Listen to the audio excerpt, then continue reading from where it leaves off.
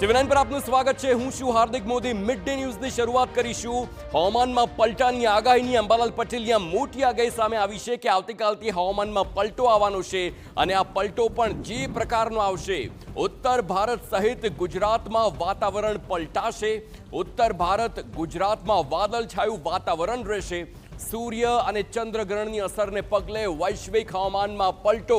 અંબાલાલ પટેલે જણાવ્યું કે ઓગસ્ટ મહિનામાં સૂર્ય અને ચંદ્રગ્રહણ થવાના છે અને તેના કારણે ભારતમાં તો દેખવાના નથી, પરંતુ તેની અસર હવામાન પર ચોક્કસ વર્તાતી હોય છે અને આ વખતે પણ વર્તાય તેવી શક્યતા। હમણાં પવનની ગતિ રહેશે। 5મી ઓગસ્ટથી હવામાનમાં પલટો આવે, વાદળવાયુ આવવાની શક્યતા રહે। ઉત્તર ભારતથી લઈને ગુજરાતના હવામાન સુધીમાં પણ પલટો આવી શકે।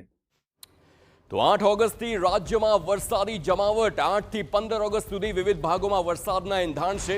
ઉત્તર ગુજરાતના ભાગોમાં 2 થી 3 ઇંચ વરસાદની શક્યતા। મધ્ય અને દક્ષિણ ગુજરાતમાં પણ વરસાદની શક્યતા છે। ભારે પવન ગાજવીજ સાથે વરસાદ ખાબકી શકે છે।